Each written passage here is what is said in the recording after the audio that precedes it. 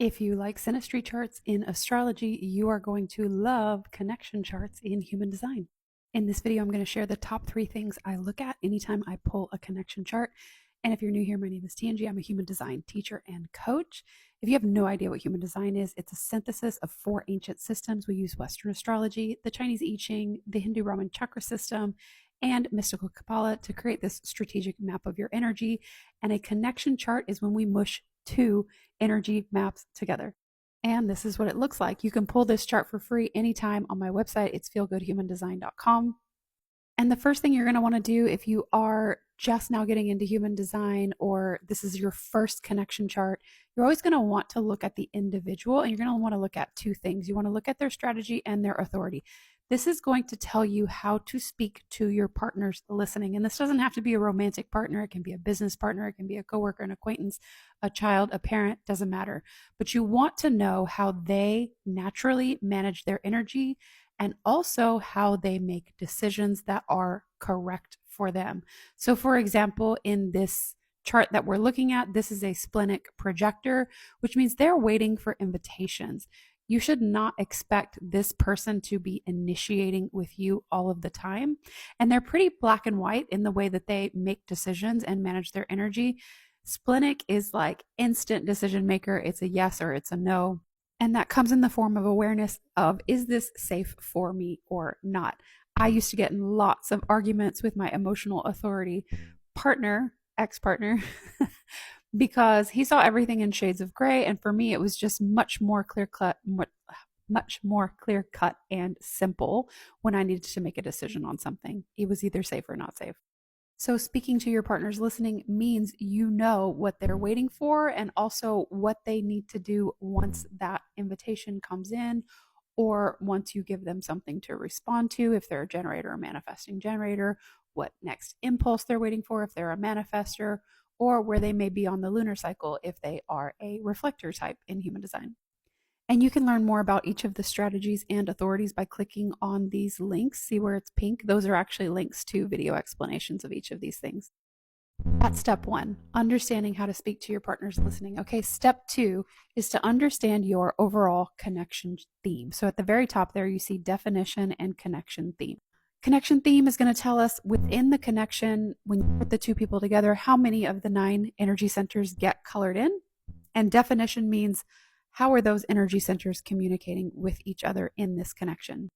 The connection themes are as follows: 9-0, nowhere to go; 8-1, have some fun; 7-2, work to do; 6-3, better to be free; 5-4, not a relationship anymore. Personally, I absolutely hate those descriptions, but that's what they're called according to Source Human Design, so just go with it. Anyway, this is going to tell you how many energy centers in the connection are colored in, and it's going to tell you exactly which ones are not colored in. Okay, so using this connection as an example, we have 8 out of 9 colored in, and there is one that is left over. And oftentimes when we only have one center that's not colored in the connection, that's the one we focus on. That's the one we go, I am not getting what I need from this relationship. This person does not motivate me. They don't have any willpower. I need more from them. They're not validating me enough. And that, my friend, is what I call a bottomless pit or a black hole. So if you find yourself making up those narratives about the centers that are undefined in your connection chart, it's time to go and look at what actually works. And you're going to find that in what we call the definition, meaning the centers that are colored in. So this connection has 8 centers that are colored in, and they're all talking to each other seamlessly. So when you focus on the one thing you don't have, you really miss out on the benefits of the entire relationship. And so you'll see this relationship, when they come together, is emotionally defined. So the person that was splenic authority, okay, their authority was over there, they're going to have to learn to pace themselves a little bit more in this relationship because the relationship itself is emotionally defined. This relationship gives sacral energy, it gives root energy, it gives direction and purpose. There's a voice to this relationship, there's certainty, there's inspiration. There are so many beautiful things. Oh, and instinct and intuition. So many beautiful things to look to in this relationship, as long as you're not looking at that one thing that seems to be missing. And so if you have a 9-0, all of the energy centers will be colored in. If it's a 7-2, you'll see that 2 of them are white. 6, 3, 3 end up being white, 5, 4, 4 end up being white, and 5 are colored in. And I know what you're thinking. You're thinking, Tangie, so is it good? Is it good to be a 9-0? According to human design, there is no good, bad, right, or wrong. This just teaches you how to understand and describe the energy, and then you get to work with it from there. Okay, there is no better or worse. Everything has a shadow, light, and neutral. Everything's going to have pros and cons. Even a 9-0 relationship, it closes the aura. So it can feel like the two of you kind of isolate away from other connections, friends, family. So there's a benefit of feeling this sense of completeness, but there's also a downfall of sometimes maybe feeling controlled or feeling like you're isolated. Moving on, now let's look at the channel types. There's 4 different types of channels that happen within a relationship dynamic, and I'm going to explain each to you. Not all 36 channels, but just the types of channels that will be present in a relationship connection. If you pull your chart and any of these 4 are missing, that means you don't have any channels that are like this. So let's start with the top, companionship channels. This is a basis for friendship. This means that both people have this energy natally. So if you see up there, it says channel of structuring 4323. I'm pointing at it with my pinky there. Both people, each individual chart has that channel defined. Both of them are working with that energy their entire life, which means they're really used to it, which means it's really familiar to them.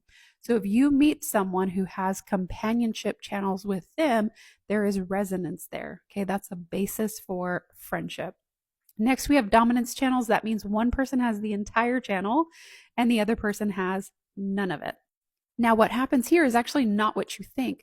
The person who doesn't have the dominance channel is actually the one that amplifies that energy more than the person that has it natally. Oftentimes, the person that has it natally isn't even aware of it. Okay. They don't even know that they're creating it.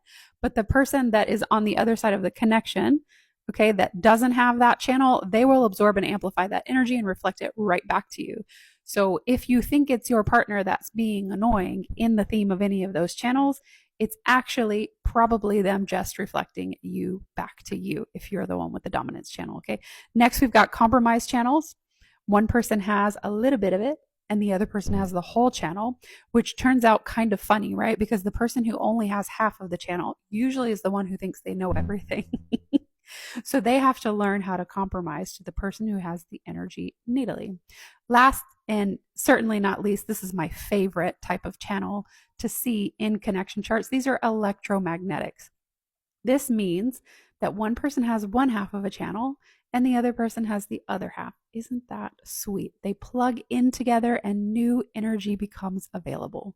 Okay, let me show you this channel here, channel of rhythm, 5 to 15, for example. So we're looking at sample A person's chart here, right? They have their G center down there, the diamond right there in the center, not colored in, okay? They don't carry that energy natally, but they do have that hanging gate 15. So when they plug in to this partnership, look what happens. Isn't that cute? Now the G center is defined where they don't have a fixed purpose, direction, identity by themselves. They find it in connection because their partner has that hanging 5. Okay, so it brings a certain steadiness to their life and to both sides, right? Both sides get to see this energy be lit up in the connection. So I know I went through this really super fast. If you have any questions, feel free to comment them. The only other thing that I would add is to look at profile numbers as another place for resonance. So if either person has the same number in their profile, you'll find friendship and compatibility there. For example, I'm a 1-3 profile, and if I become friends with someone who's a 5-1, we can both geek out on research, on foundations, right? On getting to the bottom of things. That's something that we have in common. And if you've made it this far, I want to let you know that if you want to be guided through this process with me, you can go here and then down here, and then you just pick a time.